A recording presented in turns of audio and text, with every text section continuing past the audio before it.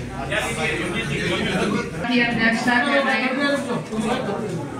धर्मवीर त्यागी जी और इस कार्यक्रम के संयोजक हमारे बहुत ही जुझारू और कर्मठ शिवम त्यागी जी और गांव में यहाँ पर मौजूद सभी मेरे बड़े बुजुर्ग और भाई, आप सभी को नमस्कार, अस्सलाम वालेकुम। आज आपके बीच में हम एक मकसद से आए हैं। लोकसभा का चुनाव है तो 19 तारीख है और साइकिल का हमारा निशान है। ये चुनाव बहुत ही महत्वपूर्ण है। जैसा मांगेराम कश्यप जी बता रहे थे अभी कि किस तरीके से सरकार आपके हमारे अधिकारों के साथ छलावा कर रही है। सरकार आपकी हमारी समस्याओं का निस्तारण करना ही नहीं चाह रही। इनके पास पैसों की कमी नहीं है, लेकिन MSP का दावा आज तक इनका अधूरा है, भुगतान आज तक पेंडिंग है। तो ये लोग, इनकी इच्छा नहीं है, नियत नहीं है आपके हमारे लिए कुछ करने की, हमारा भला करने की, कोई लाभकारी योजना हमें देने की। और 10 साल से इसी सरकार को हम बना रहे हैं।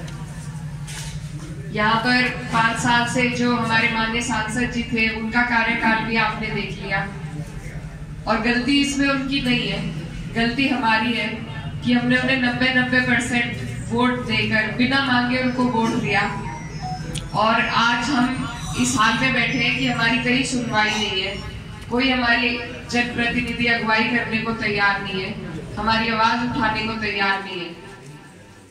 तो सबसे पहले तो मेरा आपसे यही निवेदन है कि अब आप लोग अपने वोट की अहमियत को समझें, अपने वोट की कीमत की कदर करें और बिना मांगे अपना वोट किसी को ना दें, क्योंकि ये लोग सिर्फ एक चेहरे पर वोट मांगते हैं, लेकिन हमें अपने स्थानीय चेहरे भी मजबूत चाहिए। अगर हम सिर्फ प्रधानमंत्री जी के नाम पर वोट देंगे तो हमारे यहाँ के काम प्रधानमंत्री जी करने नहीं आएंगे, यहाँ के काम तो यहीं के नेता को करने पड़ेंगे। तो इसलिए वो आपके बीच आए, अगर, वैसे तो उम्मीद कम है, पर अगर आए तो आप उनसे पूछिएगा कि सिर्फ मोदी जी के नाम पर वोट मांगकर काम नहीं चलेगा।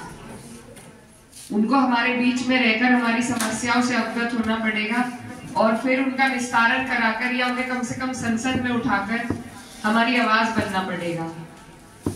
और ये जो पार्टी है, ये हर जगह लोगों को भिड़ाने का काम करती है ताकि लोग इनसे सही सवाल ना पूछे। आप हरियाणा जाएंगे तो वहाँ जाट नॉन जाट की लड़ाई कर रखी है, आप उत्तर प्रदेश में आएंगे तो हिंदू मुस्लिम कर देते हैं, कहीं ना कहीं दो समाजों को ये आपस में भिड़ाने का काम करते हैं। ये कचराई गांव में ये बहुल्य है, त्यागी समाज का बहुल्य गांव है और आपने देखा भी होगा कि किस तरीके से ये अपनी कार्रवाई करते हैं। श्रीकांत त्यागी जी के साथ जो हुआ आप सबने देखा है, ये संवैधानिक कार्यवाही नहीं है। जिस तरीके से इन्होंने बुलडोजर चलाए हैं, एक मकान बनाने में बहुत अरसा लग जाता है, एक इमारत खड़ी करने में बहुत मेहनत लगती है। तो सरकार को चाहिए आपके हमारे हाथ मजबूत करे। अगर कोई कार्रवाई है तो उसके संवैधानिक तरीके भी हैं, कोर्ट कचहरी इसीलिए बनाई गई है। लेकिन ये तानाशाह की सरकार है और ये बात आपको और हमें समझनी है इस टाइम पे, क्योंकि ये जो वक्त है हमारे हाथ में, ये बहुत कीमती है। ये वक्त अगर चला गया तो फिर 5 साल का पछतावा होगा। तो इस वक्त में अपने वोट की अहमियत को हमें समझना है।